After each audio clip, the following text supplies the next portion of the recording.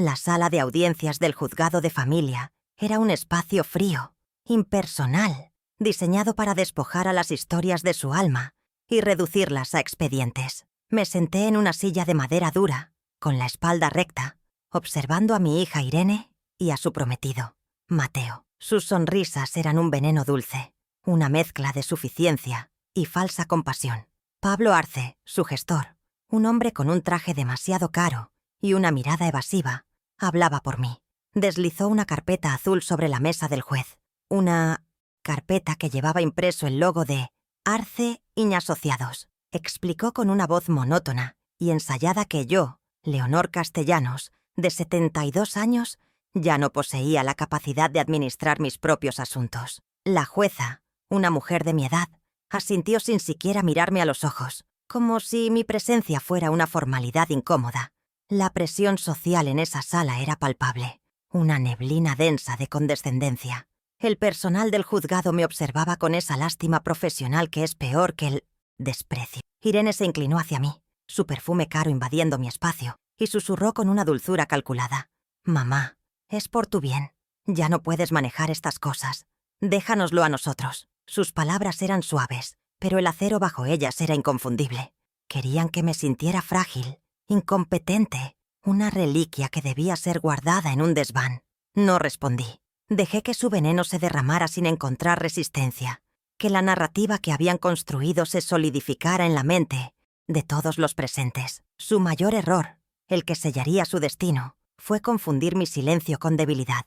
No sabían que en ese silencio mi mente de contadora estaba trabajando a toda velocidad, calculando pasivos y activos, riesgos y probabilidades. La carpeta azul, ese objeto que supuestamente representaba mi derrota, era en realidad el primer eslabón de la cadena de pruebas que usaría contra ellos. Contenía el poder notarial que Irene me había hecho firmar bajo engaños, diciéndome que era para agilizar el pago de los impuestos prediales. Recuerdo perfectamente ese día, su mano sobre la mía, su sonrisa tranquilizadora, la pluma que me entregó. Pensaban que la batalla había terminado en ese juzgado, pero para mí apenas estaba eligiendo mis armas, y la primera de ellas era su propia arrogancia, encapsulada en ese brillante y ordinario objeto azul. Mi mente se deslizó hacia el pasado, no como un refugio, sino como un archivo. Vi el calendario de 1995 colgado en la cocina de nuestra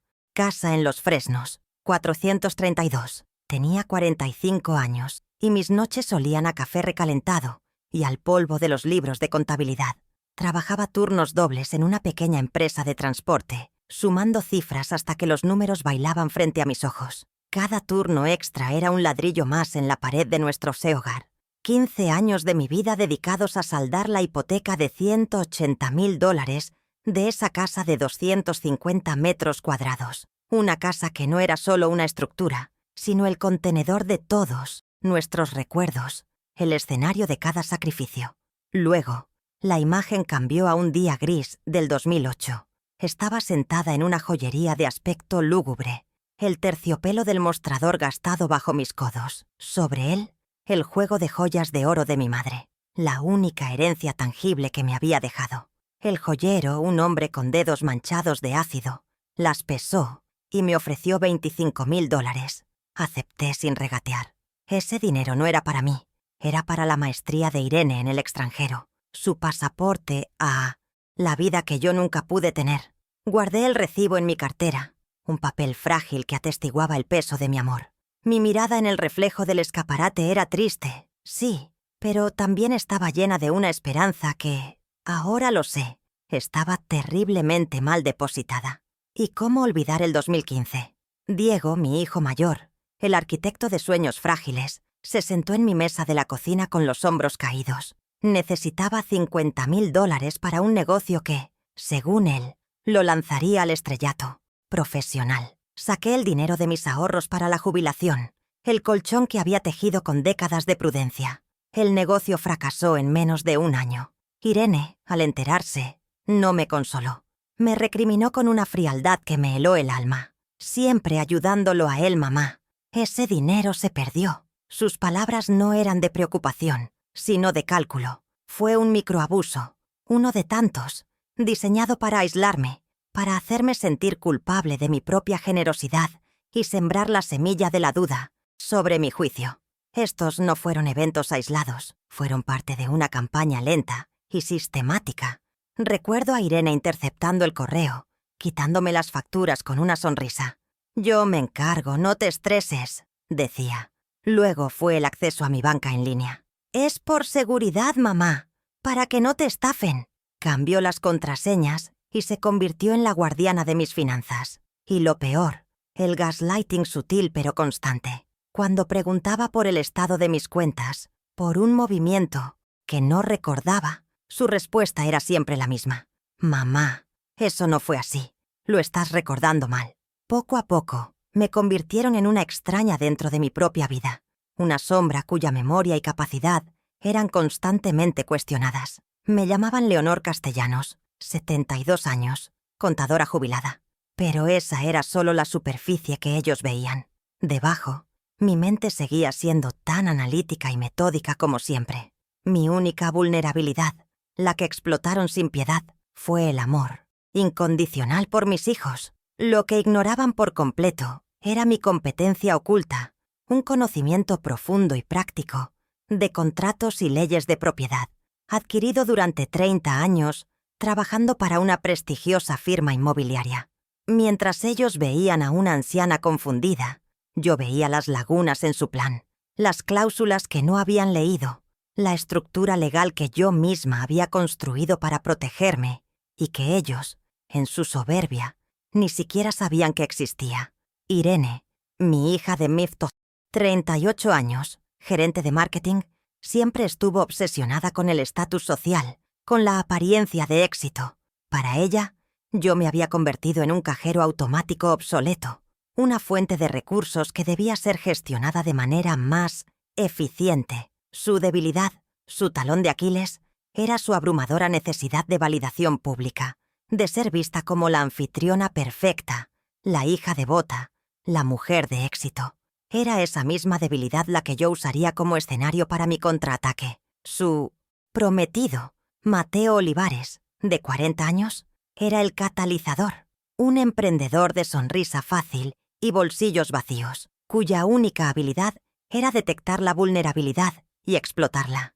En mi patrimonio vio la solución a sus deudas y el trampolín para su anhelado estilo de vida. Diego, mi hijo de 42 años, el arquitecto de poco éxito, jugó el papel del cómplice pasivo. Su debilidad de carácter y su resentimiento latente lo convirtieron en una pieza fácil de manipular para Irene. A cambio de su silencio y su apoyo tácito, le prometieron una parte del botín, una solución a sus constantes fracasos financieros. No era malvado, no en el sentido activo de Irene y Mateo, pero su cobardía y su conveniencia lo hacían igualmente culpable. Él estaría presente en la cena, observando desde la barrera, y su rostro sería uno de los lienzos en los que se pintaría la humillación de su hermana, porque el silencio cómplice también merece su propia cosecha de vergüenza. Pero no estaba completamente sola. Mi ancla en esta tormenta era Laura Peña, mi mejor amiga desde la universidad. A sus 68 años, era una abogada jubilada con una mente tan afilada como un bisturí. Ella fue la primera persona a la que llamé después de la audiencia. Laura nunca dudó de mi lucidez, validó mi indignación y me proporcionó la primera orientación legal crucial. Sería mi estratega, mi representante, la cara pública de mi defensa, mientras yo movía los hilos desde las sombras. Su papel era fundamental, garantizar la plausibilidad de cada paso, darle a mi plan el barniz de legalidad y profesionalismo que lo haría irrefutable. Sin ella, mi venganza podría haber sido vista como el delirio de una anciana. Con ella, sería un acto de justicia impecable. Y luego estaba Daniel, mi nieto de 19 años, hijo de Irene, un joven inteligente y sensible, atrapado en la telaraña de la ambición de su madre. Él me admiraba. Recordaba los veranos en que le enseñé a jugar ajedrez, las tardes en que le leía historias de estrategia y paciencia. Sospechaba de la repentina urgencia de su madre por cuidarme. Sentía que algo no encajaba en la narrativa que le presentaban. Aún no lo sabía, pero él sería la pieza involuntaria que me daría acceso a una de las pruebas más condenatorias. no por malicia hacia su madre, sino por un simple descuido, un acto de normalidad adolescente que abriría una ventana a la verdad. La arrogancia de mi hija también residía en el portátil que dejaba abierto en casa. La humillación en el juzgado fue solo el comienzo. Los stakes, las apuestas, comenzaron a escalar rápidamente. Lo primero fue doméstico. Al regresar a mi propia casa, Irene me informó con una sonrisa condescendiente que, por mi seguridad, ya no debía conducir. El llavero donde siempre habían colgado las llaves de mi coche, junto a la llave de la casa, apareció vacío sobre la mesita de la entrada. Me asignaron horarios para salir, siempre acompañada.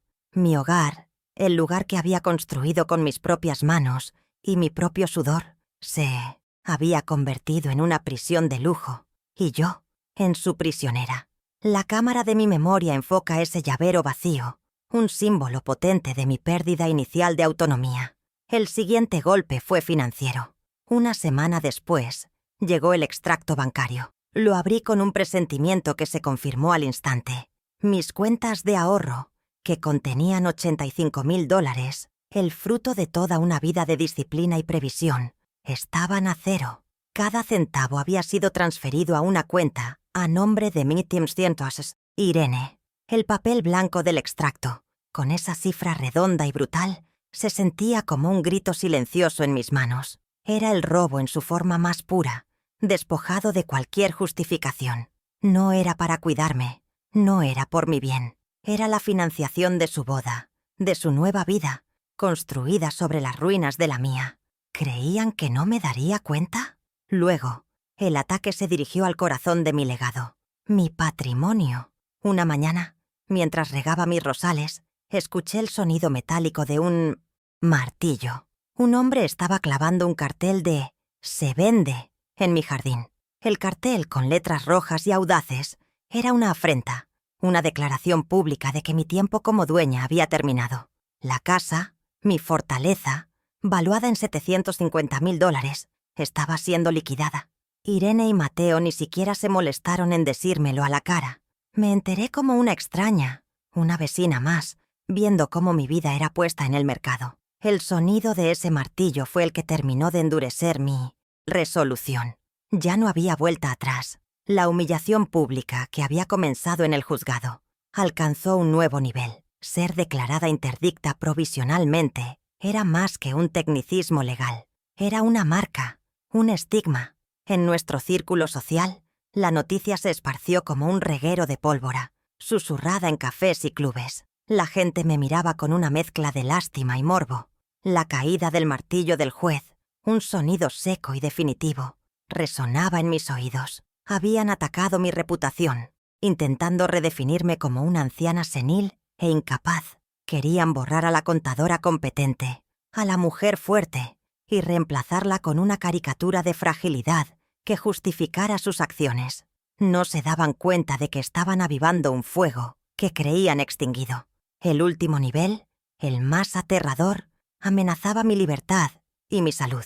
Una tarde, al pasar por la cocina, los escuché hablar en susurros. Irene y Mateo discutían sobre una residencia muy cómoda para mí. Sobre la mesa de la cocina, donde tantas veces había preparado sus comidas favoritas, había un folleto satinado de un asilo de ancianos de lujo. El Jardín del Reposo se llamaba.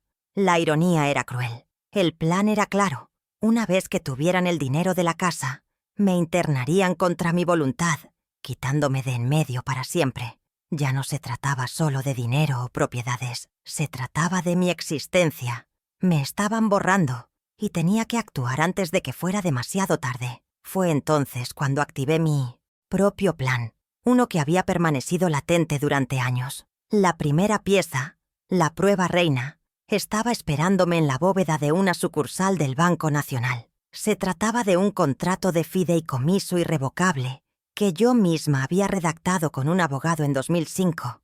Este documento legalmente blindado establecía que la casa de la calle Los Fresnos 432 estaba en un fideicomiso donde yo era la única fiduciaria con poder de decisión. La propiedad no podía ser vendida, transferida ni hipotecada sin mi firma notariada y la presencia de 2 testigos. La casa, Mi casa nunca había estado realmente en mi patrimonio heredable. Era intocable. El martes, a las 3 de la tarde, justo después de la humillación del juzgado, me reuní con Laura en su despacho. El lugar olía a libros viejos y a justicia. Le expliqué la situación con una calma que la sorprendió.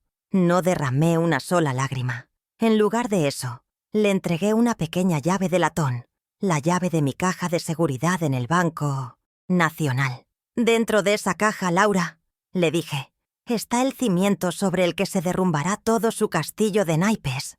Le di instrucciones precisas. Ella sería mis manos y mi voz en el mundo exterior, mientras yo jugaba el papel de la víctima indefensa en casa. El plan silencioso había comenzado. El miércoles por la mañana, a las 10 en punto, Laura entró en la imponente sucursal del Banco Nacional. Mientras ella, con su autoridad de abogada, solicitaba el acceso a mi caja de seguridad, yo ejecutaba la segunda fase de mi plan desde la sala de mi casa. Tomé mi teléfono celular, activé la aplicación de grabación de voz y marqué el número de Irene. Necesitaba su confesión y sabía exactamente cómo obtenerla. La clave era no confrontarla, sino apelar a su arrogancia, hacerla sentir que tenía todo el control. La prueba que necesitaba estaba en el lugar más obvio, la soberbia de mi propia hija. Mi voz sonó frágil y confundida a propósito. «Irene, hija, estoy viendo los papeles del banco. No entiendo qué pasó con mis ahorros». La oí suspirar al otro lado de la línea, un suspiro cargado de impaciencia. «Mamá, ya hablamos de esto. Es por tu bien», insistí con suavidad. «Pero eran $85.000, Irene. Era el dinero para mi vejez». Y entonces soltó la frase que sellaría su destino, la confesión que yo necesitaba. «Mamá, ese dinero ya lo invertimos en la boda. Entiende, a ti ya no te hace falta. Y nosotros empezamos una nueva vida».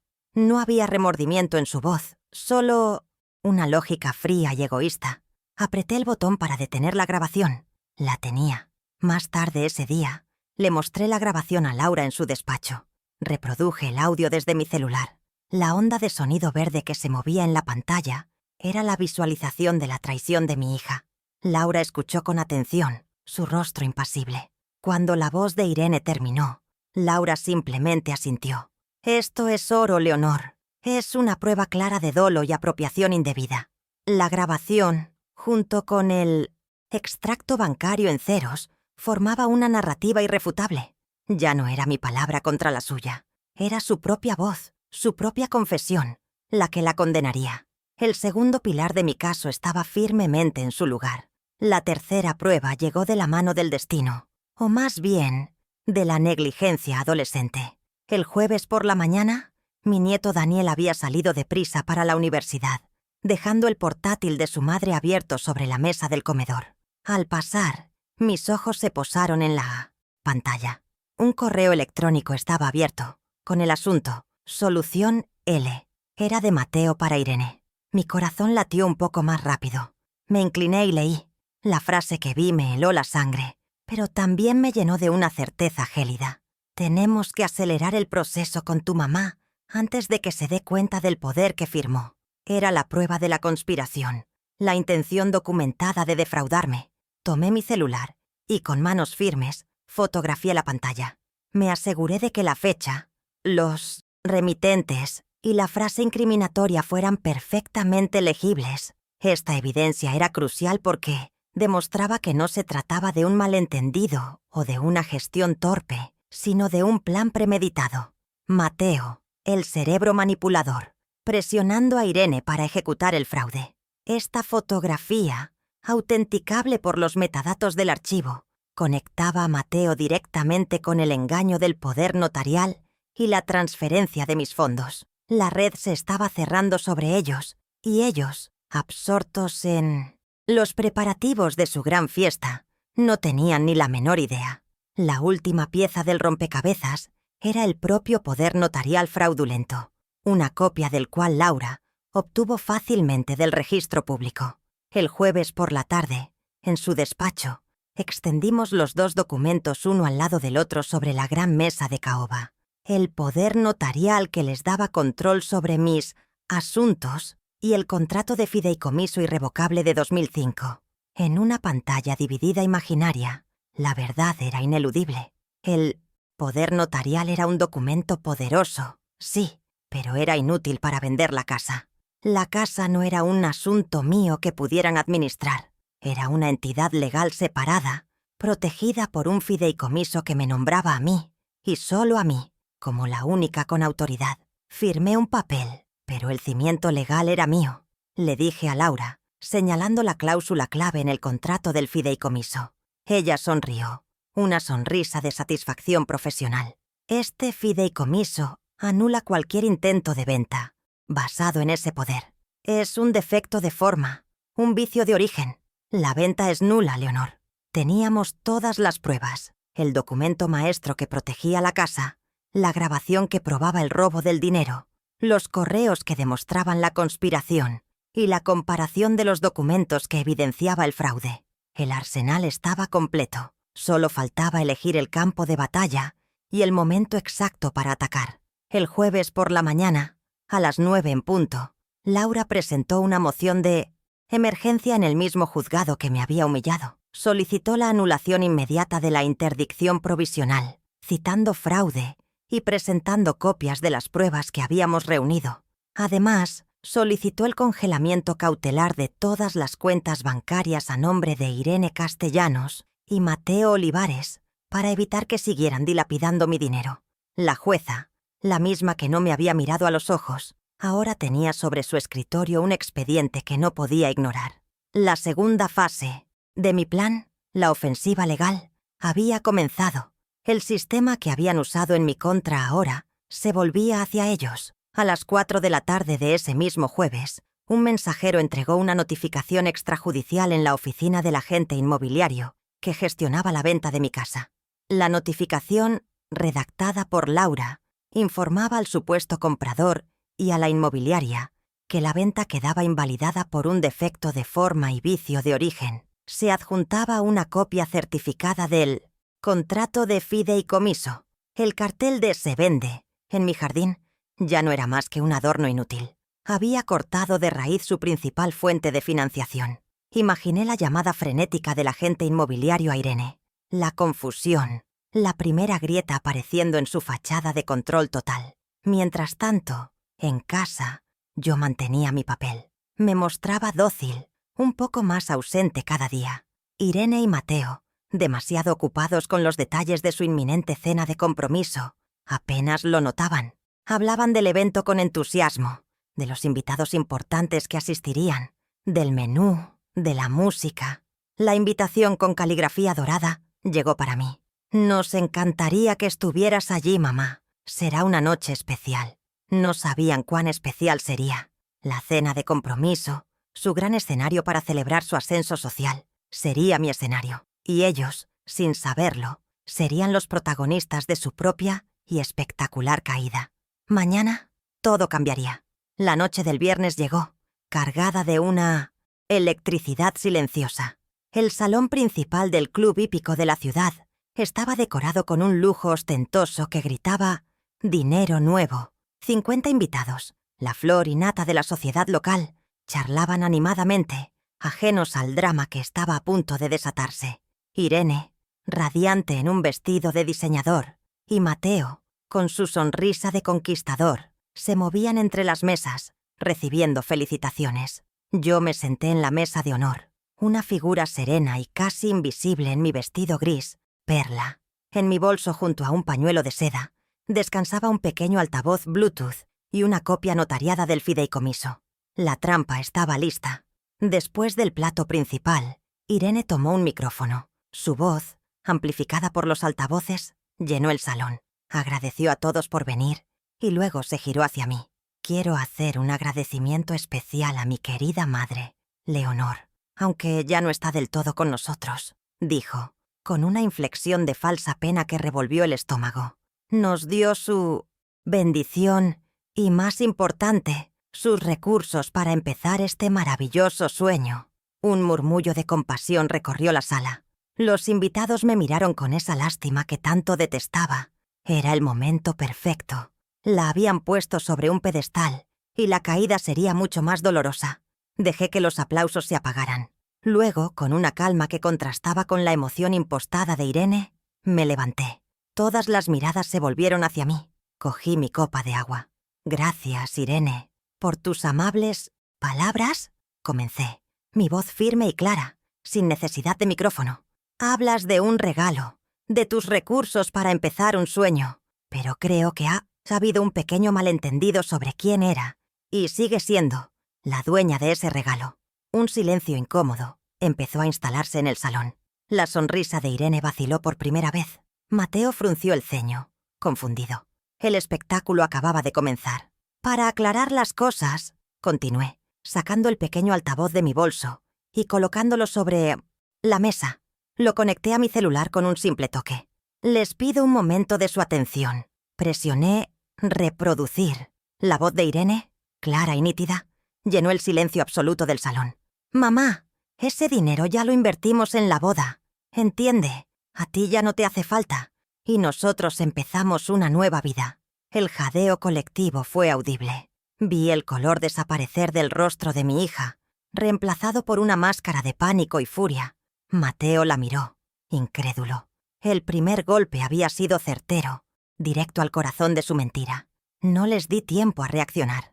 Mientras la grabación seguía resonando en la mente de todos, deslicé con calma la copia notariada del contrato de fideicomiso sobre la mesa, justo frente al plato de Irene. «Y en cuanto a la casa querida, de la que hablas con tanto cariño como si fuera tuya para vender», dije, mi voz bajando a un tono casi confidencial pero audible para toda la mesa, «tiene dueña, y no está, ni nunca ha estado en venta». Irene miró el documento, sus ojos moviéndose frenéticamente sobre las cláusulas, sin entender del todo qué era, pero sabiendo que era su sentencia. La segunda prueba, la patrimonial, estaba servida. Fue en ese preciso instante, como si estuviera coreografiado, que dos figuras aparecieron en la entrada del salón. Eran Laura Peña, mi abogada, vestida con un elegante traje sastre, y a su lado, un oficial de justicia con un portafolio en la mano. Se acercaron a nuestra mesa con una deliberación que atrajo todas las miradas. El murmullo en la sala se convirtió en un silencio expectante. Irene y Mateo los miraron acercarse como si fueran dos espectros. El clímax de mi ópera había llegado, y el coro de la justicia estaba a punto de cantar. La humillación pública que me habían infligido estaba a punto de serles devuelta, con intereses. El oficial de justicia, con una profesionalidad impasible, le entregó a Irene y a Mateo sendos sobres. Eran las notificaciones del juzgado. En el mismo momento en que Irene rasgaba el papel, su celular, que estaba sobre la mesa, vibró con una notificación. Lo miró instintivamente. Sus ojos se abrieron con horror. En la pantalla, un mensaje de su banco. Transacción rechazada. La moción de Laura había sido aprobada. Sus cuentas, llenas con mi dinero, acababan de ser congeladas cautelarmente. La primera consecuencia, la financiera, se materializó ante los ojos de todos. El rostro de Irene era un poema de incredulidad y desesperación. Casi simultáneamente, el organizador del evento, un hombre de rostro preocupado, se acercó a Mateo y le susurró algo al oído. Aunque no pude oírlo, supe exactamente lo que estaba diciendo. El pago final del salón, que seguramente Irene había intentado hacer momentos antes, no se había procesado. La humillación se acumulaba. Estaban celebrando su futuro en un lugar que ya no podían pagar, frente a invitados que ahora eran testigos de su fraude. La segunda consecuencia, la patrimonial inmediata. La sala de audiencias del juzgado de Minot-Medientesis. Familia era un espacio frío, diseñado para despojar a las historias de su alma y reducirlas a expedientes. Me senté en una silla de madera dura, con la espalda perfectamente recta, observando a mi hija Irene y a su prometido, Mateo. Sus sonrisas eran un veneno dulce, una mezcla de suficiencia y falsa compasión. Pablo Arce, su gestor, un hombre con un traje demasiado caro y una mirada evasiva, hablaba por mí, aunque nunca me había dirigido la palabra. Deslizó una carpeta azul sobre la mesa del juez, una carpeta que llevaba impreso el logo de Arce y Asociados en letras doradas. Explicó con una voz monótona y ensayada que yo, Leonor Castellanos, de 72 años, Ya no poseía la capacidad de administrar mis propios asuntos. La jueza, una mujer de mi edad, asintió sin siquiera mirarme a los ojos. La presión social en esa sala era palpable, una neblina densa de condescendencia. El personal del juzgado me observaba con esa lástima profesional que es peor que el desprecio abierto. Irene se inclinó hacia mí, su perfume caro invadiendo mi espacio personal, y susurró con una dulzura calculada, casi teatral: «Mamá, es por tu bien. Ya no puedes manejar estas cosas. Déjanoslo a nosotros». Sus palabras eran suaves, pero el acero bajo ellas era inconfundible. Querían que me sintiera frágil, incompetente, una reliquia que debía ser guardada en un desván. No respondí. Dejé que su veneno se derramara sin encontrar resistencia, que la narrativa que habían construido se solidificara en la mente de todos los presentes. Dejé que creyeran que habían ganado. Su mayor error, el que sellaría su destino, fue confundir mi silencio con debilidad. No sabían que en ese silencio mi mente de contadora estaba trabajando a toda velocidad, calculando pasivos y activos, riesgos y probabilidades. La carpeta azul, ese objeto que supuestamente representaba mi derrota, era en realidad el primer eslabón de la cadena de pruebas que usaría contra ellos. Contenía el poder notarial que Irene me había hecho firmar bajo engaños, diciéndome que era para agilizar el pago de los impuestos prediales de la casa. Recuerdo perfectamente ese día, su mano sobre la mía, su sonrisa tranquilizadora, la pluma que me entregó. Pensaban que la batalla había terminado en ese juzgado, con el golpe de un martillo y la firma de un juez. Pero para mí, apenas estaba eligiendo mis armas, y la primera de ellas era su propia arrogancia, encapsulada en ese brillante y ordinario objeto azul. Mi mente se deslizó hacia el portfolios pasado, no como un refugio, sino como un archivo meticuloso. Vi el calendario de 1995 colgado en la cocina de nuestra casa, en Los Fresnos 432. Tenía 45 años, y mis noches olían a café recalentado y al polvo de los libros de contabilidad. Trabajaba turnos dobles en una pequeña empresa de transporte, sumando cifras hasta que los números bailaban frente a mis ojos. Cada turno extra, cada fin de semana sacrificado, era un ladrillo más en la pared de nuestro hogar. 15 años de mi vida dedicados a saldar la hipoteca de $180,000 de esa casa de 250 metros cuadrados. Una casa que no era solo una estructura, sino el contenedor de todos nuestros recuerdos, el escenario de cada uno de mis sacrificios por ellos. Luego, la imagen cambió a un día gris del año 2008.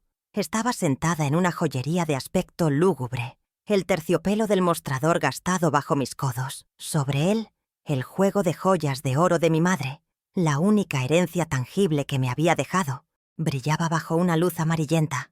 El joyero, un hombre con dedos manchados de ácido, las pesó con desdén y me ofreció $25,000. Acepté sin regatear, sintiendo el peso de la historia familiar desvanecerse en mis manos. Ese dinero no era para mí, era para la maestría de Irene en el extranjero, su pasaporte a la vida que yo nunca pude tener.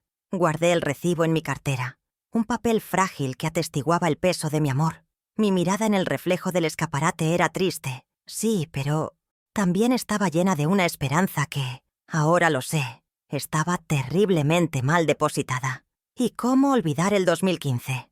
Diego, mi hijo mayor, el arquitecto de sueños frágiles, se sentó en mi mesa de la cocina con los hombros caídos y la mirada perdida. Necesitaba $50,000 para un negocio que, según él, lo lanzaría al estrellato profesional. Saqué el dinero de mis ahorros para la jubilación, el colchón que había tejido con décadas de prudencia. El negocio fracasó en menos de un año. Irene, al enterarse, no me consoló. Me recriminó con una frialdad que me heló el alma. Siempre ayudándolo a él, mamá. Ese dinero se perdió. Sus palabras no eran de preocupación, sino de cálculo. Fue un microabuso, uno de tantos, diseñado para aislarme, para hacerme sentir culpable de mi propia generosidad y sembrar la semilla de la duda sobre mi juicio. Estos no fueron eventos aislados, fueron parte de una campaña lenta y sistemática para despojarme de mi autonomía. Recuerdo a Irene, interceptando el correo, quitándome las facturas con una sonrisa. Yo me encargo, no te estreses, decía. Luego fue el acceso a mi banca en línea. Es por seguridad, mamá, para que no te estafen. Cambió las contraseñas y se convirtió en la guardiana de mis finanzas. Y lo peor, el gaslighting sutil pero constante. Cuando preguntaba por el estado de mis cuentas, por un movimiento que no recordaba, su respuesta era siempre la misma. Mamá, eso no fue así. Lo estás recordando mal. Poco a poco me convirtieron en una extraña dentro de mi propia vida. Una sombra cuya memoria y capacidad eran constantemente cuestionadas por las mismas personas a las que se las había entregado. Me llamaban Leonor Castellanos, 72 años, contadora jubilada. Pero esa era solo la superficie que ellos veían. Debajo, mi mente seguía siendo tan analítica y metódica como siempre. Mi única vulnerabilidad, la que explotaron sin piedad, fue el amor incondicional por mis hijos. Lo que ignoraban por completo era mi competencia oculta, un conocimiento profundo y práctico de contratos y leyes de propiedad, adquirido durante 30 años trabajando para una prestigiosa firma inmobiliaria.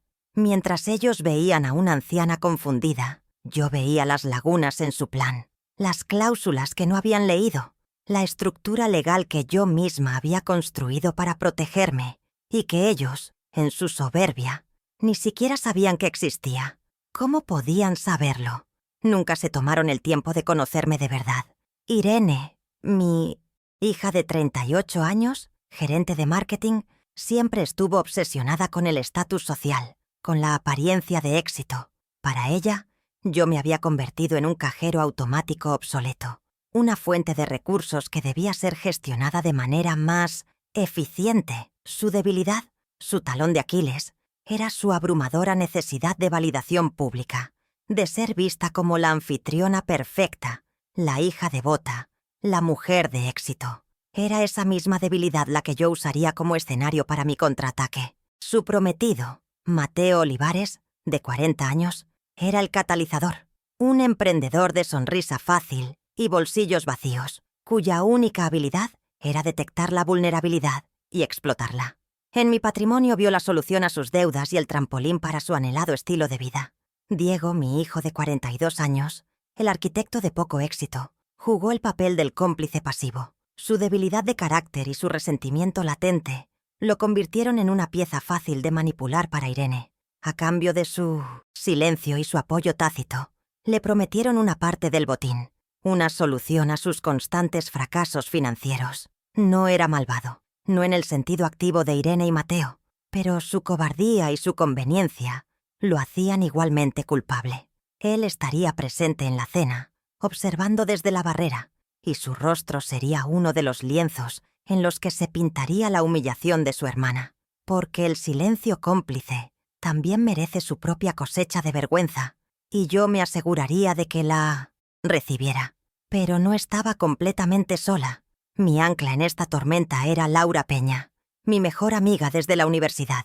A sus 68 años, era una abogada jubilada con una mente tan afilada como un bisturí. Ella fue la primera persona a la que llamé después de la audiencia. Laura nunca dudó de mi lucidez, validó mi indignación y me proporcionó la primera orientación legal crucial. Sería mi estratega, mi representante, la cara pública de mi defensa, mientras yo movía los hilos desde las sombras. Su papel era fundamental: garantizar la plausibilidad de cada paso, darle a mi plan el barniz de legalidad y profesionalismo que lo haría irrefutable. Sin ella, mi venganza podría haber sido vista como el delirio de una anciana. Con ella, sería un acto de justicia impecable. Y luego estaba Daniel, mi nieto de 19 años, hijo de Irene, un joven inteligente y sensible, atrapado en la telaraña de la ambición de su madre. Él me admiraba. Recordaba los veranos en que le enseñé a jugar ajedrez, las tardes en que le leía historias de estrategia y paciencia. Sospechaba de la repentina urgencia de su madre por cuidarme. Sentía que algo no encajaba en la narrativa que le presentaban. Aún no lo sabía, pero él sería la pieza involuntaria que me daría acceso a una de las pruebas más condenatorias, no por malicia hacia su madre, sino por un simple descuido, un acto de normalidad adolescente que abriría una ventana a la verdad. La arrogancia de mi hija también residía en el portátil que dejaba abierto en casa. La humillación en el juzgado fue solo el comienzo. Los stakes, las apuestas, comenzaron a escalar rápidamente. Lo primero fue doméstico. Al regresar a mi propia casa, Irene me informó con una sonrisa condescendiente que, por mi seguridad, ya no debía conducir.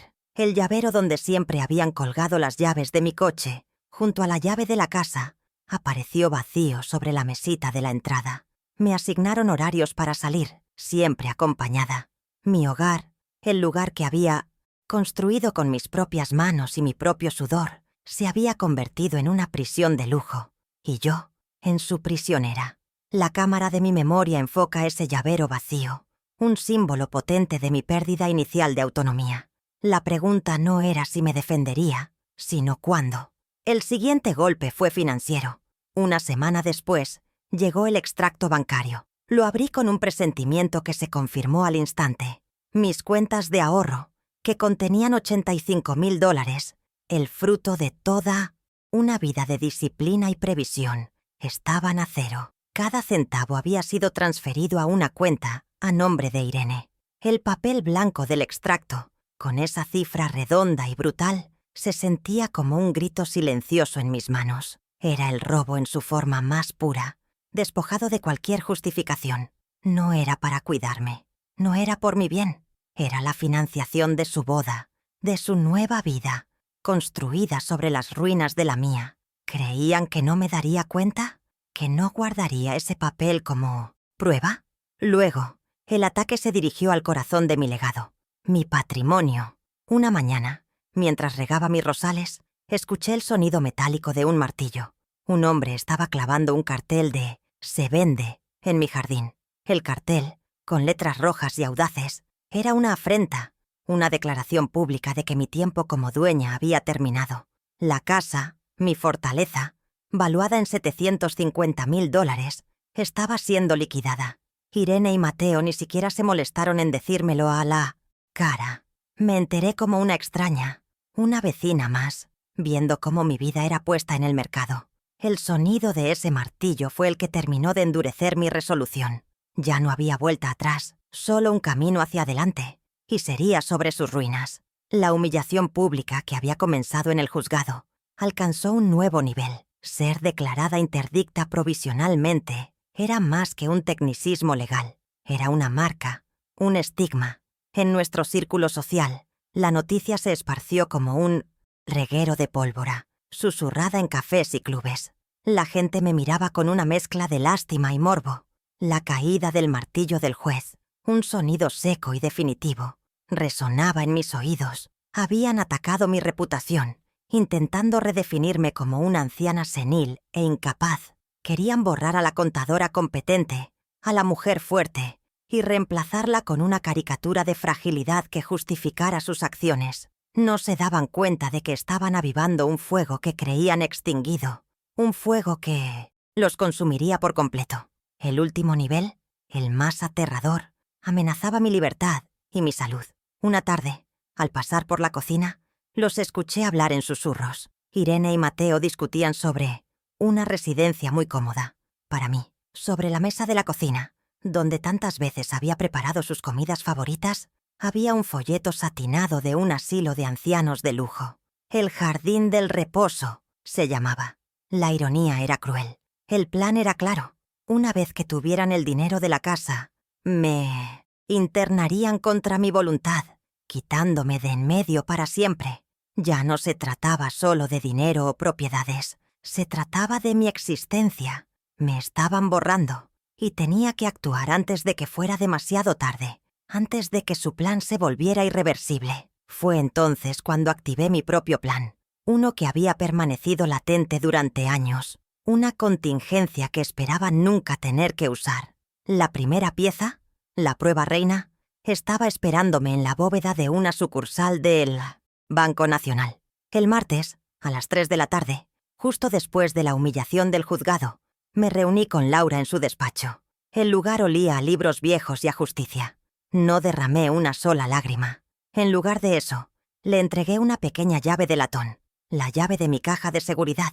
Dentro de esa caja, Laura, le dije con una calma que la sorprendió. Está el cimiento sobre el que se derrumbará todo su castillo de naipes. Le di instrucciones precisas. Ella sería mis manos y mi voz en el mundo exterior mientras yo jugaba el papel de la víctima indefensa en casa.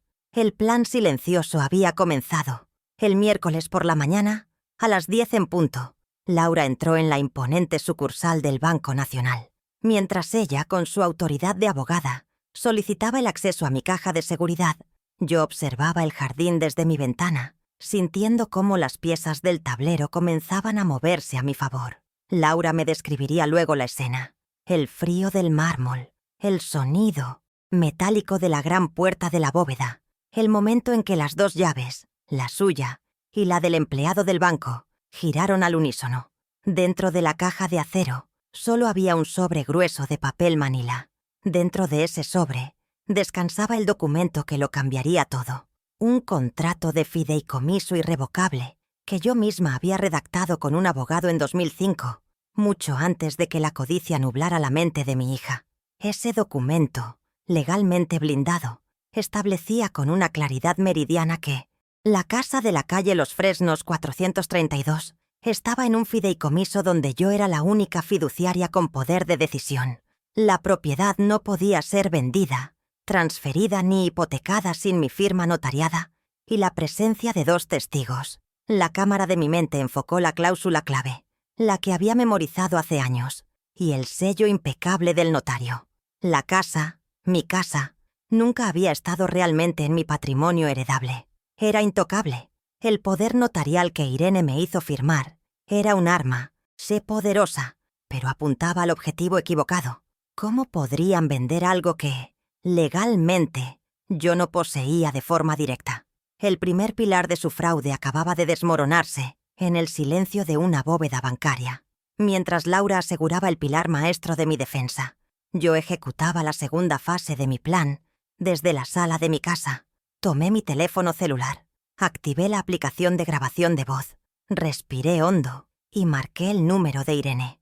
Necesitaba su confesión y sabía exactamente cómo obtenerla. La clave era no confrontarla, sino apelar a su arrogancia, hacerla sentir que tenía todo el control, que yo era la anciana confundida que ella creía que era. La prueba que necesitaba no estaba oculta en un archivo, estaba en el lugar más obvio, la soberbia de mi propia hija. El teléfono sonó 1, 2 veces. Cuando respondió me aseguré de que mi voz temblara ligeramente, un detalle actoral para una audiencia de una sola persona. Mi voz sonó frágil y confundida a propósito. Irene, hija, estoy viendo los papeles del banco. No entiendo qué pasó con mis ahorros. La oí suspirar al otro lado de la línea, un suspiro cargado de impaciencia y condescendencia. Mamá, ya hablamos de esto. Es por tu bien. El dinero está seguro. Lo estamos administrando nosotros. Insistí con suavidad. Pero eran $85,000, Irene. Era el dinero para mi vejez, para cualquier emergencia. Y entonces soltó la frase que sellaría su destino, la confesión que yo necesitaba, con una frialdad que me confirmó que no había amor en sus acciones, solo cálculo. Mamá, ese dinero ya lo invertimos en la boda. Entiende, a ti ya no te hace falta, y nosotros empezamos una nueva vida. No había remordimiento en su voz. Apreté el botón para detener la grabación. La tenía. Más tarde ese día le mostré la grabación a Laura en su despacho. Reproduje el audio desde mi celular. La onda de sonido verde que se movía en la pantalla era la visualización de la traición de mi hija. Laura escuchó, con atención, su rostro impasible. Cuando la voz de Irene terminó, Laura simplemente asintió, con una media sonrisa profesional. Esto es oro, Leonor. Es una prueba clara de dolo y apropiación indebida. La grabación, junto con el extracto bancario en ceros, que yo había guardado celosamente, formaba una narrativa irrefutable. Ya no era mi palabra contra la suya. Era su propia voz, su propia confesión, la que la condenaría. El segundo pilar de mi caso estaba firmemente en su lugar. La tercera prueba no vendría de mi planificación, sino de su descuido. La tercera prueba llegó de la mano del destino, o más bien, de la negligencia adolescente. El jueves por la mañana, mi nieto Daniel había salido deprisa para la universidad. dejando el portátil de su madre abierto sobre la mesa del comedor. Al pasar, mis ojos se posaron en la pantalla. Un correo electrónico estaba abierto, con el asunto Solución L. Era de Mateo para Irene. Mi corazón latió un poco más rápido. Me incliné, sintiéndome una intrusa en mi propia casa, y leí. La frase que vi me heló la sangre, pero también me llenó de una certeza gélida. Tenemos que acelerar el proceso con tu mamá antes de que se dé cuenta del poder que firmó. Una vez tengamos el dinero de la casa, todo será más fácil. Era la prueba de la conspiración, la intención documentada de defraudarme. Tomé mi celular y, con manos firmes que no delataban la tormenta en mi interior, fotografié la pantalla. Me aseguré de que la fecha, los remitentes y la frase incriminatoria fueran perfectamente legibles. Esta evidencia era crucial porque demostraba que no se trataba de un malentendido o de una gestión torpe, sino de un plan premeditado. Mateo, el cerebro manipulador, presionando a Irene para ejecutar el fraude. Esta fotografía, autenticable por los metadatos del archivo, conectaba a Mateo directamente con el engaño del poder notarial y la transferencia de mis fondos. La red se estaba cerrando sobre ellos, y ellos, absortos en los preparativos de su gran fiesta, no tenían ni la menor idea de la tormenta que se avecinaba. La última pieza del rompecabezas era el propio poder notarial fraudulento, una copia del cual Laura obtuvo fácilmente del registro público. El jueves por la tarde, en su despacho, extendimos los dos documentos uno al lado del otro sobre la gran mesa de caoba. El poder notarial que les daba control sobre mis asuntos y el contrato de fideicomiso irrevocable de 2005. En una pantalla dividida imaginaria, la verdad era ineludible. El poder notarial era un documento poderoso, sí, pero era inútil para vender la casa. Firmé un papel, pero el cimiento legal era mío, le dije a Laura, señalando la cláusula clave. Ella sonrió. Este fideicomiso anula cualquier intento de venta basado en ese poder. La venta es nula, Leonor. El arsenal estaba completo. El jueves por la mañana, a las 9 en punto, Laura presentó una moción de emergencia en el mismo juzgado que me había humillado. Solicitó la anulación inmediata de la interdicción provisional, citando fraude y presentando copias de las pruebas que habíamos reunido. Además, solicitó el congelamiento cautelar de todas las cuentas bancarias a nombre de Irene Castellanos y Mateo Olivares para evitar que siguieran dilapidando mi dinero. La jueza, la misma que no me había mirado a los ojos, ahora tenía sobre su escritorio un expediente que no podía ignorar. La segunda fase de mi plan, la ofensiva legal, había comenzado. El sistema que habían usado en mi contra ahora se volvía hacia ellos con una fuerza que no esperarían. A las 4 de la tarde de ese mismo jueves, un mensajero entregó una notificación extrajudicial en la oficina del agente inmobiliario que gestionaba la venta de mi casa. La notificación, redactada por Laura, informaba al supuesto comprador y a la inmobiliaria que la venta quedaba invalidada por un defecto de forma y vicio de origen. Se adjuntaba una copia certificada del contrato de fideicomiso, el cartel de «Se vende» en mi jardín. Ya no era más que un adorno inútil. Había cortado de raíz su principal fuente de financiación. Imaginé la llamada frenética de la gente a Irene, la confusión, la primera grieta apareciendo en su fachada de control total. Mientras tanto, en casa, yo mantenía mi papel. Me mostraba dócil, un poco más ausente cada día. Mañana, todo cambiaría. El martes, a las 3 de la tarde, el aire fuera del juzgado se sentía extrañamente ligero, después de la sofocante atmósfera de la sala. La humillación era una capa de ceniza sobre mi piel, pero debajo, el fuego de mi resolución ardía con una claridad helada. No fui a casa. Conduje directamente al despacho de Laura, un santuario de orden y lógica en medio del caos. El olor a cuero y papel viejo me recibió como un viejo amigo. Me senté frente a ella, no como una víctima, sino como una clienta con un caso que ganar. Ella esperaba lágrimas, quizás un desahogo furioso. En lugar de eso, me vio sacar de mi bolso una pequeña y anticuada llave de latón, la llave de mi caja de seguridad en el Banco Nacional. La deslicé sobre la superficie pulida de su escritorio de caoba El sonido metálico fue un discreto llamado a las armas. «Ellos creen que me han desarmado, Laura», le dije, mi voz tan estable como mi pulso. Pero se olvidaron de preguntar dónde guardaba yo la verdadera munición. Le expliqué la existencia del fideicomiso de 2005, la estructura legal que había construido como un cortafuegos precisamente para una situación como esta. Sus ojos, agudos y analíticos, brillaron con una mezcla de sorpresa y admiración. No me cuestionó. Vio la lógica, la previsión. Le di instrucciones precisas. Ella sería mis manos y mi voz en el mundo exterior, la cara legal de mi contraofensiva. Yo, mientras tanto, interpretaría el papel que me habían asignado, el de una anciana frágil y confundida. Su mayor error no fue subestimar mi memoria, sino mi capacidad para planificar a largo plazo. La partida de ajedrez había comenzado, y yo acababa de mover mi reina. El miércoles por la mañana, la ciudad se movía a su ritmo habitual, ajena a la guerra silenciosa que se libraba. Mientras yo regaba mis rosales, manteniendo una fachada de normalidad para Irene, imaginaba a Laura en el corazón del distrito financiero. La veía entrar en la imponente sucursal del Banco Nacional, su maletín de cuero en la mano, su presencia irradiando una autoridad que nadie se atrevería a cuestionar. Me describió más tarde el frío del mármol, el eco de sus pasos en la gran sala, el ritual solemne de acceder a la bóveda. El empleado del banco, un joven con un traje impecable, la guió a través de la pesada puerta de acero. Dentro, el aire era quieto y olía a metal y a secretos guardados. Mi caja, la número 342, la esperaba. Un pequeño cofre de acero que contenía la llave de mi libertad. Dentro de la caja solo había un sobre de papel manila, grueso y amarillento por el tiempo. Laura lo abrió con cuidado. El documento que sacó era mi obra maestra. El contrato de fideicomiso irrevocable.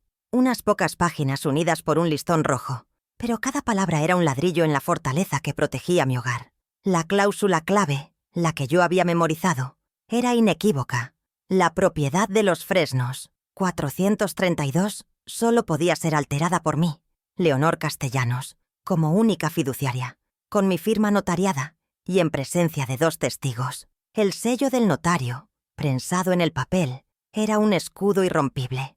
La casa nunca había estado legalmente a mi nombre de una manera que un simple poder notarial pudiera tocar. Era intocable. El primer pilar de su plan fraudulento se había desmoronado en el silencio de una bóveda bancaria. Con la prueba reina en manos seguras, era mi turno de actuar. A la 1 de la tarde, después de un almuerzo en el que apenas probé bocado bajo la mirada condescendiente de Irene, me retiré a mi habitación. Saqué mi teléfono celular, abrí la aplicación de grabación de voz y respiré hondo.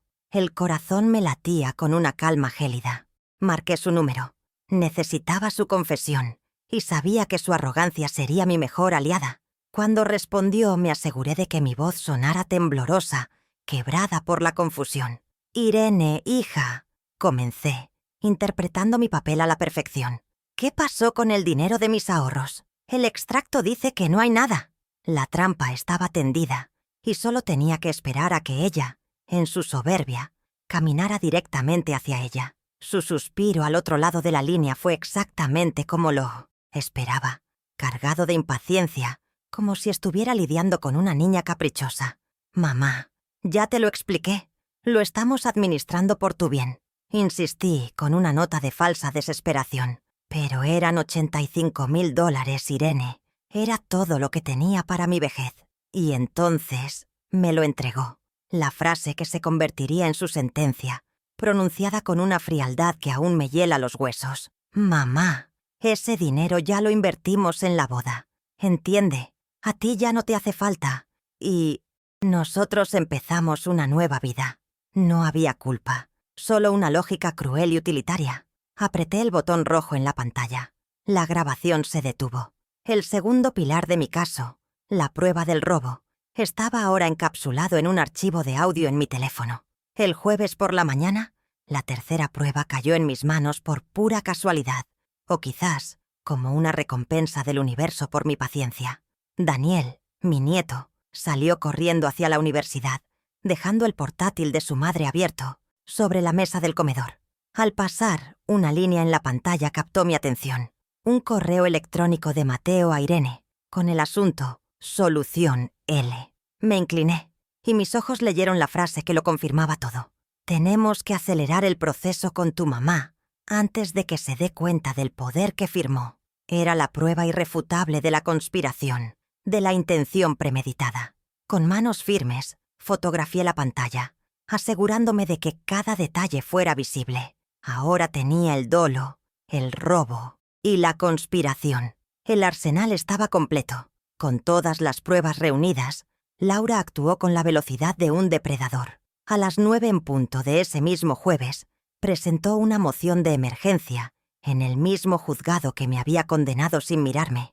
El documento era una obra de arte legal. Solicitaba la anulación inmediata de la interdicción provisional por fraude manifiesto, adjuntando copias del fideicomiso, la transcripción de la llamada y la fotografía del correo electrónico.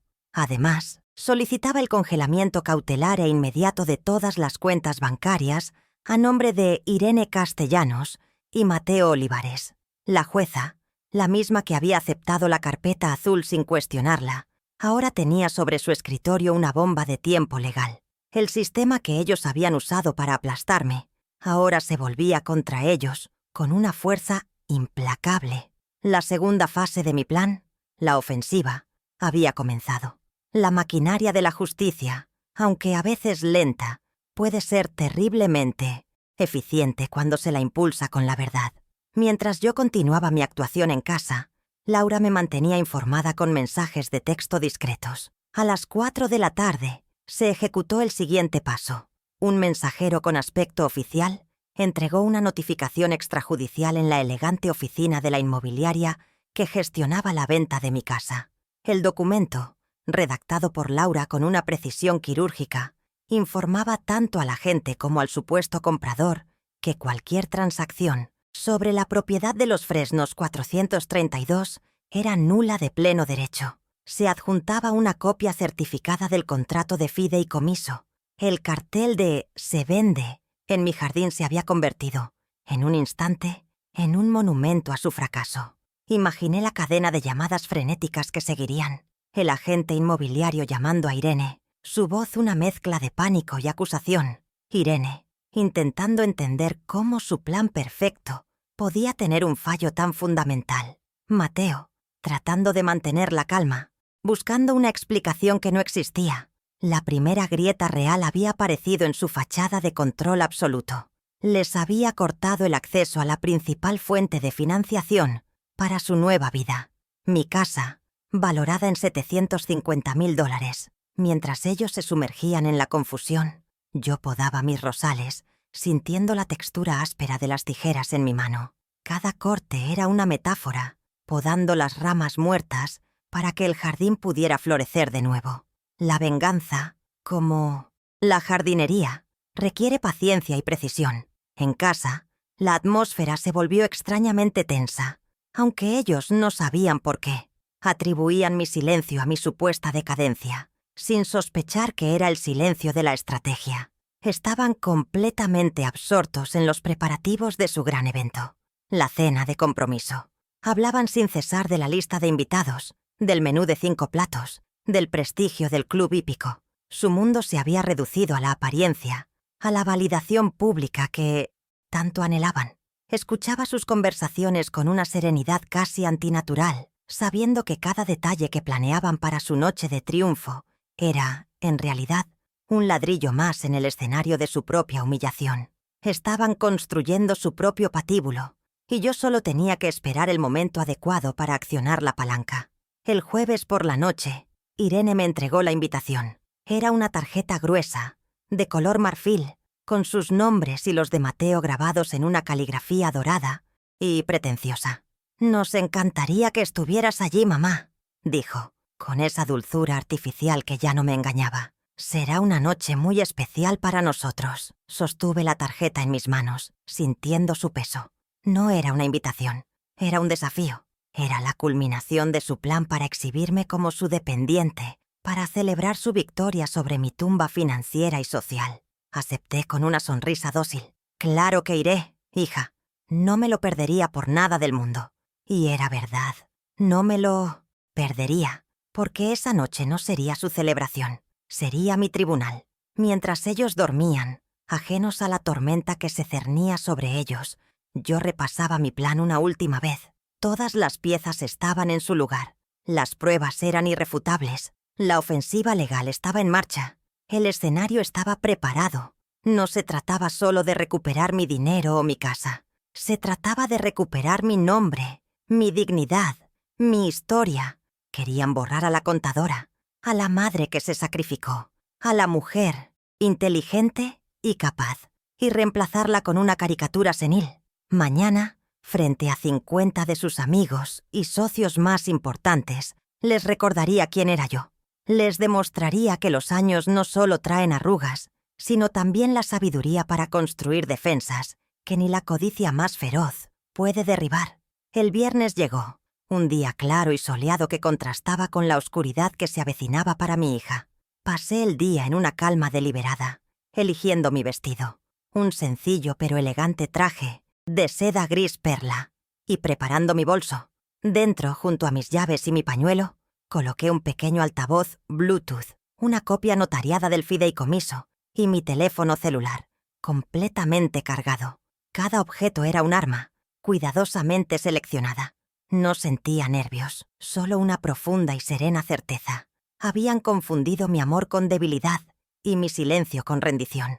Esta noche, en el escenario que ellos mismos habían construido para celebrar su éxito, aprenderían la diferencia. Mañana, cuando el sol saliera de nuevo, todo habría cambiado, y yo sería la única que quedaría en pie. El jueves amaneció con una luz pálida que se filtraba a través de las cortinas de mi habitación. Mientras yo podaba mis rosales con una calma metódica, sintiendo el frío del acero de las tijeras en mis manos, Laura estaba desatando la primera fase de la tormenta. A las 9 en punto de la mañana, su figura impecable cruzó las puertas del juzgado. Sobre el escritorio de la misma jueza que había sellado mi humillación, depositó la moción de emergencia. El documento, de 12 páginas, era un misil legal de precisión quirúrgica, detallando el fraude, la apropiación indebida y la conspiración. Solicitaba no solo la anulación de mi interdicción, sino el congelamiento cautelar de cada centavo que Irene y Mateo poseían. La guerra silenciosa había comenzado, y el primer disparo se había efectuado sin que el enemigo siquiera lo escuchara. Las horas siguientes fueron un ejercicio de paciencia estratégica. El silencio de la casa, que antes me oprimía como una prisión, ahora se sentía como el de un campo de batalla antes del amanecer. Cada tic-tac del reloj de pared del salón marcaba el avance de mi plan. Escuchabas a Irene en el piso de arriba, hablando por teléfono con la organizadora de su boda, discutiendo detalles triviales sobre los centros de mesa y el color de las servilletas. Su ignorancia era mi mayor ventaja. Ella se movía en un mundo de apariencias, afinando los detalles de su gran noche, mientras yo, desde mi sillón, desmantelaba sistemáticamente los cimientos de su realidad. ¿Sabría alguna vez apreciar la ironía de planificar una fiesta con un dinero que, legalmente, ya no le pertenecía? La primera onda expansiva llegó a la 1 de la tarde. Irene bajó las escaleras, con el teléfono pegado a la oreja. Su voz, usualmente tan controlada y melosa, tenía un filo de pánico. No, debe haber un error. Intente pasar la tarjeta de nuevo. Es una cuenta corporativa, siempre. Hay fondos. La oí caminar de un lado a otro en la sala, su frustración creciendo con cada palabra. Fingí estar dormitando en mi sillón, pero mis oídos estaban alerta. El banco había rechazado el pago de uno de los proveedores principales de la boda. La moción de Laura había sido procesada. La primera consecuencia, la financiera, había aterrizado, y mi hija, por primera vez en mucho tiempo, se encontraba con una puerta que su dinero robado no podía abrir. Observé su rostro a través de mis párpados entrecerrados. La confusión inicial dio paso a una ira fría. Colgó el teléfono abruptamente y miró a su alrededor como si las paredes de la casa la estuvieran traicionando. Mateo llegó poco después y la escuché explicarle la situación en susurros furiosos. No era solo la frustración de un plan interrumpido, era el terror primordial de quien ve cómo el suelo se abre bajo sus pies, de quien siente que el control absoluto que creía poseer se está desvaneciendo. Su poder se basaba en mi dinero, y ahora ese poder estaba siendo cortado en su origen. Sabía que vendrían por mí, no para preguntar, sino para acusar, y yo estaría lista, con mi máscara de fragilidad perfectamente ajustada. A las 4 en punto, la segunda pieza de mi estrategia encajó en su lugar. Un mensajero en motocicleta se detuvo frente a la casa. No era para nosotros. Lo vi entregar un sobre con membrete legal en la oficina de la inmobiliaria, al final de la calle, la misma que tenía el cartel de «Se vende» en 1900, mi jardín. Ese sobre no contenía solo papel, contenía la anulación de su mayor activo, la cancelación de la venta de mi casa. La notificación, con copia del fideicomiso, era una declaración de guerra patrimonial. Imaginé el teléfono sonando en la oficina del agente, su voz confundida informándole a Irene que la casa que creía suya para vender, en realidad, nunca lo había sido. El segundo golpe, más duro y mucho más personal, estaba a punto de llegar. Esta vez, cuando Irene y Mateo entraron en la sala donde yo leía tranquilamente, sus máscaras de compasión habían desaparecido por completo. Sus rostros eran una mezcla de furia e incredulidad. «¿Qué hiciste, mamá?», espetó Irene, su voz un siseo venenoso. Mateo se paró detrás de ella, con los brazos cruzados, una postura de matón que no lograba ocultar su nerviosismo. «El agente inmobiliario acaba de llamar. Dice que la venta de la casa se canceló. Habla de un fideicomiso. ¿Con quién has estado hablando?». No me acusaban de ser inteligente, sino de ser una marioneta. Su arrogancia les impedía ver la verdad. La mente que los estaba desarmando era la misma que ellos habían declarado incompetente. Levanté la vista de mi libro, parpadeando lentamente como si me hubieran despertado de un sueño profundo. Los miré con una expresión de suave confusión que había practicado frente al espejo. ¿Un fideicomiso? Hijos, no sé de qué me hablan. ¿Problemas con la venta? Quizás es un error del banco. Esas cosas pasan. Mi actuación fue impecable. Les devolví su propia medicina, el gaslighting, la negación plausible que los dejaba sin un enemigo tangible al que atacar. La rabia en los ojos de Irene era casi palpable. Estaba acostumbrada a tener el control, a que sus mentiras fueran la realidad. Verla enfrentarse a un muro de legalidad que no podía derribar ni entender fue la primera cuota de mi venganza.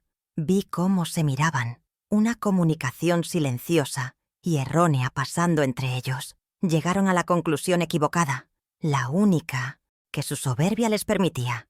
No era yo, tenía que ser otra persona.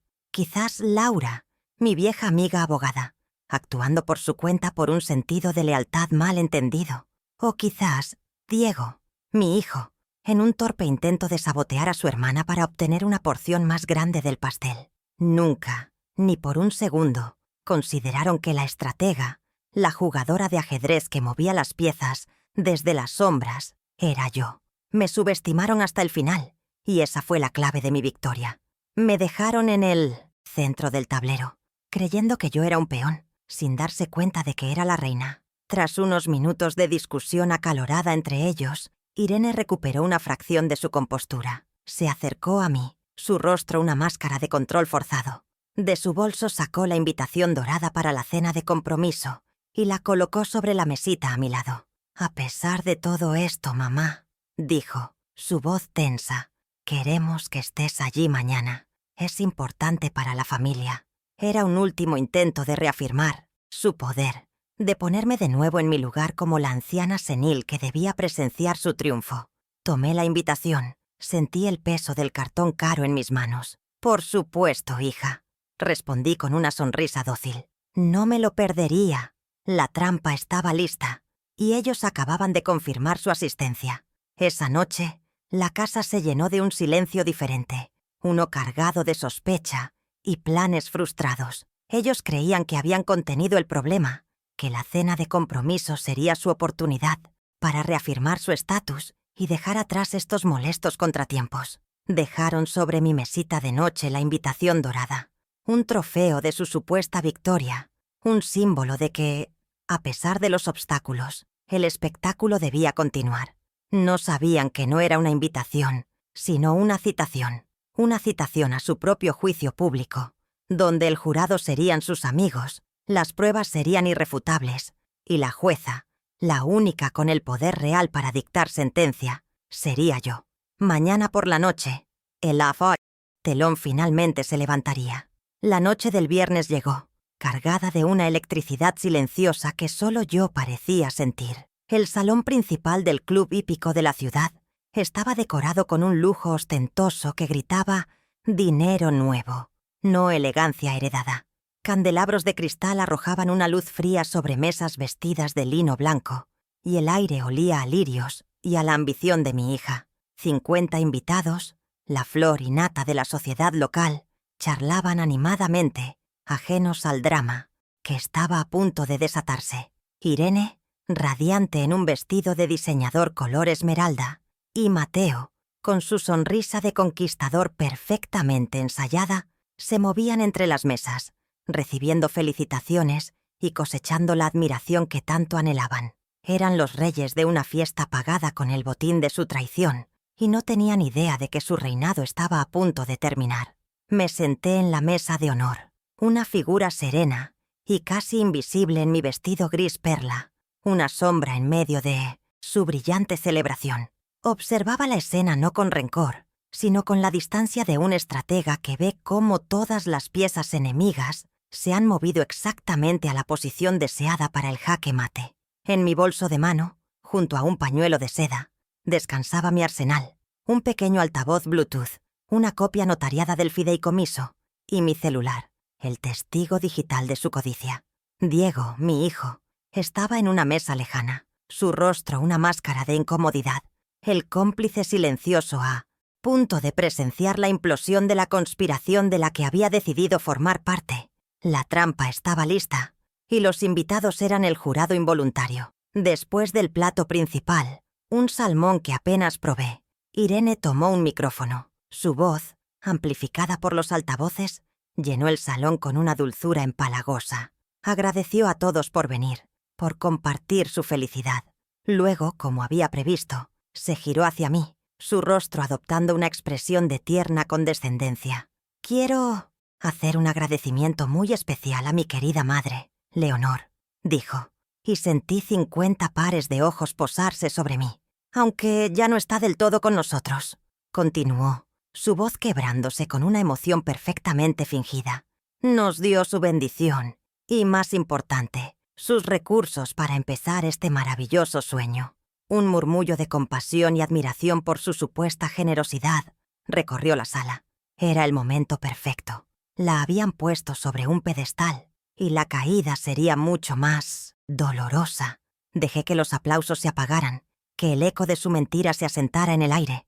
Luego, con una calma que contrastaba violentamente con la emoción impostada de Irene, me levanté. Todas las miradas se volvieron hacia mí, esperando quizás unas palabras confusas o un gesto senil. Cogí mi copa de agua, no para beber, sino para anclar mis manos. «Gracias, Irene, por tus amables palabras», comencé, mi voz firme y clara, sin necesidad de micrófono, cortando el murmullo del salón. «Hablas de un regalo, de tus recursos para empezar un sueño, pero creo que ha habido un pequeño malentendido sobre quién era, y sigue siendo, la dueña de ese regalo». Un silencio incómodo, denso y repentino, empezó a instalarse en el salón. La sonrisa de Irene vaciló por primera vez. «Para aclarar las cosas», continué, sacando el pequeño altavoz negro de mi bolso y colocándolo con delicadeza sobre el mantel blanco. El gesto fue tan inesperado, tan anacrónico, que nadie supo cómo reaccionar. Lo conecté a mi celular con un simple toque. El suave sonido de la conexión Bluetooth fue el único ruido en la sala. «Les pido un momento de su atención. A veces, la memoria puede ser frágil, pero las grabaciones son bastante persistentes». La cara de Irene cambió, el desconcierto inicial dando paso a un destello de pánico en sus ojos. Mateo frunció el ceño, su sonrisa de anfitrión desvaneciéndose. El espectáculo, mi espectáculo, acababa de comenzar. Presioné «reproducir». La voz de Irene, clara y nítida, sin el filtro de la emoción pública, llenó el silencio absoluto del salón. No era la voz de la hija devota, sino la de una calculadora fría. «Mamá, ese dinero ya lo invertimos en la boda. Entiende, a ti ya no te hace falta, y nosotros empezamos una nueva vida». El jadeo colectivo fue audible, un sonido sutil pero unánime. Vi el color desaparecer del rostro de mi hija, reemplazado por una máscara de pánico y furia contenida. Mateo la miró, incrédulo, no por la acción en sí, sino por la estupidez de haber sido grabada. El primer golpe había sido certero, directo al corazón de su narrativa de hija sacrificada. No les di tiempo a reaccionar, a construir una nueva mentira. Mientras la grabación seguía resonando en la mente de todos, deslicé con calma la copia notariada del contrato de fideicomiso sobre la mesa, justo frente al plato a medio comer de Irene. El documento, con su listón rojo y su sello en relieve, aterrizó con un suave susurro, pero su impacto fue el de una explosión. «Y en cuanto a la casa, querida, de la que hablas con tanto cariño como si fuera tuya para vender», dije, mi voz bajando a un tono casi confidencial pero perfectamente audible para toda la mesa, «tiene dueña, y no está, ni nunca ha estado en venta. La segunda prueba, la patrimonial, estaba servida». Irene miró el documento, sus ojos moviéndose frenéticamente sobre las cláusulas, sin entender del todo qué era, pero sabiendo instintivamente que era su sentencia.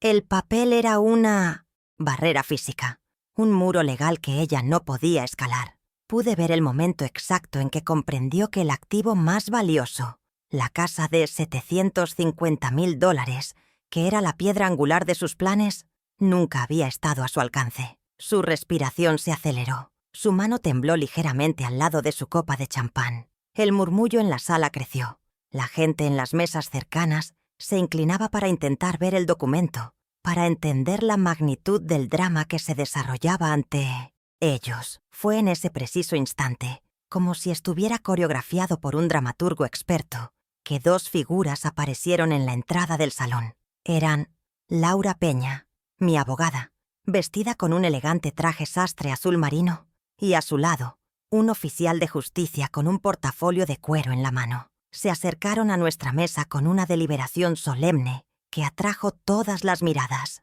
El murmullo en la sala se convirtió en un silencio expectante, cargado de tensión. Irene y Mateo los miraron, acercarse como si fueran dos espectros, las encarnaciones de una justicia que creían haber burlado. El clímax de mi ópera había llegado, y el coro de la ley estaba a punto de cantar. El oficial de justicia, con una profesionalidad impasible, le entregó a Irene y a Mateo sendos sobres blancos, gruesos y oficiales. Eran las notificaciones del juzgado, la materialización de la moción de emergencia que Laura había presentado. En el mismo momento en que Irene rasgaba el papel con dedos torpes, su celular, que estaba sobre la mesa, vibró con una notificación insistente. Lo miró instintivamente, un reflejo de su generación. Sus ojos se abrieron con un horror puro, desprovisto de toda actuación. En la pantalla, en letras rojas y urgentes, un mensaje de su banco. Transacción rechazada.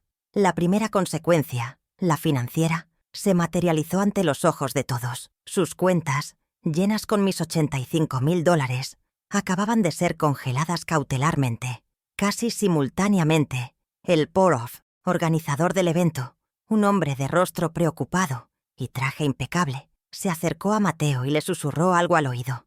Aunque no pude oírlo, supe exactamente lo que estaba diciendo por la forma en que el color abandonó el rostro de mi futuro ex-yerno. El pago final del salón, que seguramente Irene había intentado hacer momentos antes para cubrir los gastos de la noche, no se había procesado. La humillación se acumulaba capa sobre capa. Estaban celebrando su futuro en un lugar que ya no podían pagar, frente a invitados que ahora eran testigos de su fraude y su inminente bancarrota. La segunda consecuencia, la patrimonial y social, acababa de ejecutarse en público. Fue entonces cuando Laura dio un paso al frente. Su voz, tranquila pero con la resonancia de la autoridad legal, se dirigió directamente a Mateo. «Señor Olivares», dijo, lo suficientemente alto para que las mesas cercanas escucharan con claridad. Le informo que usted también está incluido en la demanda por fraude, conspiración y apropiación indebida. Le aconsejaría que contacte a un abogado inmediatamente. La humillación era ahora total y pública. Mateo, el manipulador, el cerebro detrás del plan, fue expuesto no como el prometido exitoso, sino como un vulgar estafador. Pude ver a varios de los invitados, hombres de negocios que él había intentado impresionar, mirándolo con un desprecio helado. Su reputación, su único activo real, se había evaporado. La sala, que minutos antes bullía de celebración, era ahora un escenario de desolación. La música se había detenido. Los invitados se levantaban de sus mesas, no de forma abrupta, sino con una lentitud deliberada, como si no quisieran ser asociados con el desastre. Susurraban entre ellos, lanzando miradas de reojo a la mesa de honor, ahora convertida en el epicentro de un escándalo. Irene estaba congelada, el papel de la notificación arrugado en su puño, su rostro una mezcla de incredulidad y odio puro. Mateo parecía haberse encogido, su carisma evaporado, dejando solo a un hombre pequeño y asustado. Diego, en su mesa, tenía la cabeza entre las manos, la personificación de la vergüenza cómplice. Yo permanecí de pie, observando el resultado de mi plan. No sentía euforia, sino una especie de paz fría y justa. Había recuperado mi dinero, mi casa y, lo más importante, mi nombre. Los había despojado de sus armas, de su estatus robado, utilizando sus propias acciones y su propia arrogancia como pruebas en mi contra.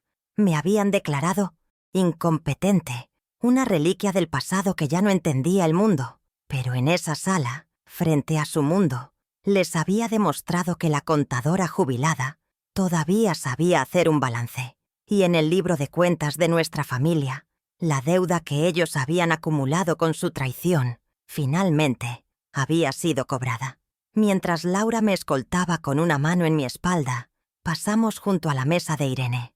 No me miró. Sus ojos estaban fijos en el contrato de fideicomiso sobre la mesa, como si pudiera hacerlo desaparecer con la fuerza de su mirada. No le dije nada más. No era necesario. El silencio, mi viejo aliado, era ahora la declaración más poderosa. Al salir del salón, dejando atrás el murmullo de los invitados y las ruinas de la vida que mi hija había intentado construir sobre las mías, respiré el aire fresco de la noche. Era el primer aliento de mi nueva libertad, una libertad que no me habían regalado, sino que había reclamado con la precisión de una contadora y la paciencia de una madre traicionada. Mientras el auto de Laura se alejaba del club, vi el reflejo de la entrada iluminada en la ventanilla. La fiesta había terminado abruptamente. Los invitados se dispersaban, llevándose consigo la historia de la noche. Una historia que se contaría durante años en sus círculos. La espectacular caída de Irene y Mateo. No era una venganza caliente, impulsiva. Fue una auditoría de sus almas. Y el resultado final había sido claro. Estaban en bancarrota moral. Mi firma, después de todo, seguía siendo perfectamente válida. No solo en los documentos legales, sino en el veredicto final de sus vidas. El balance, finalmente, estaba a mi favor. Una semana después de la debacle en el club hípico, el primer acto de mi nueva vida fue contratar a un cerrajero. Observé desde el porche mientras el hombre, de uniforme azul y manos expertas, desmantelaba la cerradura de mi puerta principal. El cilindro de latón viejo, el que mis hijos tenían llave, cayó en su palma con un sonido metálico y definitivo. Era el sonido de un límite que se trazaba, no con palabras, sino con acero. El nuevo juego de llaves que me entregó se sentía pesado en mi mano, un ancla de seguridad en el mar de mi propia casa. Cada vuelta de la nueva llave en la cerradura era una declaración silenciosa. Este espacio, esta vida, vuelve a ser exclusivamente mío. Ya no habría entradas sin invitación, ni presencias que restaran en lugar de sumar. Mi hogar volvía a ser una fortaleza, y yo, su única guardiana. La siguiente frontera que establecí fue la de la comunicación. A través de Laura, envié una carta certificada tanto a Irene como a Diego. El texto era breve, cortés y absolutamente inflexible. Les informaba que, A partir de ese momento, cualquier conversación relacionada con finanzas, propiedades o cualquier asunto legal debía realizarse exclusivamente por escrito y a través de sus respectivos asesores legales. No habría más llamadas telefónicas cargadas de manipulación emocional, ni visitas sorpresa diseñadas para desgastar mi resolución. Era un cortafuegos, una medida de protección para mi paz mental. Me habían acusado de ser incompetente para manejar mis asuntos. Ahora les demostraba que era tan competente que mis asuntos serían manejados con el más estricto y frío profesionalismo, un lenguaje que ellos, en su codicia, entendían perfectamente. La respuesta, o la falta de ella, no me sorprendió. Laura me informó que Irene había reaccionado con una mezcla de furia y amenazas de contrademandas. Un ruido vacío que mi abogada desestimó con una sonrisa tranquila. De Diego solo hubo silencio. Un silencio que ya no interpretaba como debilidad, sino como la vergüenza sorda del cómplice que ha sido expuesto. No sentí satisfacción en su caída, sino la confirmación de un principio elemental. Las acciones tienen consecuencias. Su intento de borrarme había resultado en su propio aislamiento. Se habían quedado solos con las ruinas del plan que construyeron juntos, mientras yo, la supuesta víctima, comenzaba a reconstruir mi vida sobre los cimientos sólidos de la verdad y la justicia que yo misma había forjado. Mi rutina se transformó. Las mañanas ya no comenzaban con la ansiedad de escuchar sus pasos en el piso de arriba, sino con el suave murmullo de los pájaros en mi jardín. Redescubrí el placer de las pequeñas cosas, el aroma del café recién hecho solo para mí, el peso de un buen libro en mis manos, el silencio de una casa que me pertenecía por completo. Mi jardín de rosas se convirtió en mi santuario. Cada día pasaba horas podando, abonando, cuidando cada capullo. Las tijeras de podar en mi mano se sentían como una extensión de mi voluntad. Cortaba las ramas secas y muertas sin piedad, sabiendo que solo así las nuevas flores tendrían la fuerza para brotar. Era una metáfora perfecta de mi vida. A veces, para florecer, es necesario hacer los cortes más difíciles. Los tribunales, con su ritmo lento pero inexorable, me dieron la razón en todo. La interdicción provisional fue anulada, y la jueza, esta vez mirándome a los ojos, emitió una disculpa formal por la falta de diligencia inicial. Los $85,000 fueron devueltos a mi cuenta, extraídos directamente de los fondos congelados de Irene. La casa, protegida por su armadura de fideicomiso, nunca estuvo realmente en peligro. El caso penal por fraude contra Irene y Mateo seguía su curso, pero para mí, la batalla principal ya estaba ganada. No en la sala de un juzgado, sino en el momento en que decidí que mi silencio no sería mi rendición, sino mi arma más estratégica. La justicia legal era solo el eco de la justicia que yo ya había reclamado para mí. Un sábado por la mañana, mientras regaba las rosas Peace, vi a mi nieto Daniel acercarse por el sendero del jardín. No traía la tensión de los últimos meses en su rostro, sino 2 tazas de café humeante en sus manos. Me ofreció una sin decir palabra, y yo la acepté. Nos sentamos juntos en el viejo banco de hierro forjado, bebiendo en un silencio cómodo. No hablamos de su madre, ni de la cena, ni del dinero. Su presencia no era una disculpa en nombre de ella, sino un acto de lealtad hacia mí. Un puente tendido sobre el abismo que su madre había cavado entre nosotros. Era la prueba de que no todo estaba roto, de que el amor, en su forma más pura, podía sobrevivir incluso a la más fea de las traiciones. Le mostré cómo podar una de las ramas más rebeldes del rosal. Le expliqué que no se trata de cortar por cortar, sino de entender la estructura de la planta, de saber qué sacrificio pequeño llevará a una floración más grande. Él escuchaba con atención, sus manos jóvenes aprendiendo el gesto de las mías. En ese momento, no era la abuela frágil que su madre había intentado pintar, ni la vengadora implacable de la cena. Era simplemente una mujer enseñándole a su nieto a cuidar algo hermoso, a cultivar la paciencia y la sabiduría. Estaba transmitiendo un legado, no de dinero o propiedades, sino de resiliencia. Le estaba enseñando que, con el cuidado adecuado, todo puede volver a florecer. El eco del escándalo se fue apagando, pero las consecuencias para ellos fueron permanentes. Irene y Mateo rompieron su compromiso. Su alianza, basada en la codicia, no pudo sobrevivir al fracaso. La sociedad que tanto se habían esforzado por impresionar les dio la espalda.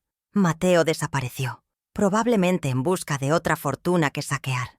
Irene perdió su trabajo y se vio obligada a vender su lujoso apartamento para pagar a sus abogados. Se encontró exactamente donde temía, sin el estatus ni el dinero que definían su existencia.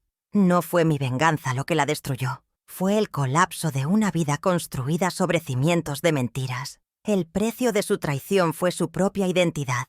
Para mí, la victoria no se celebró con fiestas ni alardes. Se manifestó en la tranquilidad de mis días, en poder caminar por mi casa y sentir que cada rincón me pertenecía, en revisar mis propios extractos bancarios con la confianza de que los números reflejaban mi prudencia y no la avaricia de otros. Mi dignidad no me fue devuelta por un juez. La recuperé yo misma, pieza por pieza, con cada decisión estratégica, con cada límite establecido, con cada rosa que volvía a florecer bajo mi cuidado. La verdadera riqueza, descubrí, no estaba en las cifras de una cuenta bancaria, sino en la soberanía absoluta sobre la propia vida, en el derecho a envejecer con paz y respeto. A veces, al atardecer, me siento en el porche y miro mi jardín. Pienso en la mujer que se sentó en silencio en esa sala del juzgado, la que todos subestimaron. Creyeron que la edad me había hecho invisible, débil. No entendieron que los años no solo traen arrugas, sino también la capacidad de ver a través de las fachadas, de anticipar los movimientos del adversario y de construir defensas silenciosas pero inexpugnables. Creyeron que mi memoria fallaba, olvidando que una contadora nunca olvida dónde está registrado cada activo, tangible o intangible. Mi casa, mis reglas. Y la primera regla, la que aprendieron de la manera más dura, es que la dueña siempre fui yo. Me subestimaron por mi edad, sin entender que los años no solo traen arrugas, sino también la sabiduría para proteger lo que es tuyo, con una paciencia que la juventud no puede comprender. Querían una firma en un papel para robar mi futuro, pero se encontraron con la firma que había estampado en un fideicomiso años atrás para proteger mi pasado.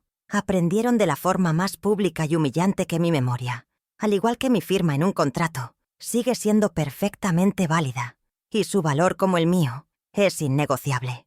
Mi historia no es una de venganza, sino de contabilidad. Es la historia de un balance final, donde cada sacrificio fue registrado, cada mentira fue auditada, y cada deuda, finalmente, fue cobrada con intereses. En el gran libro de mi vida, ellos quedaron como una pérdida, una amortización dolorosa. Pero el patrimonio neto, mi dignidad, no solo se recuperó, sino que demostró ser más sólido y valioso que nunca.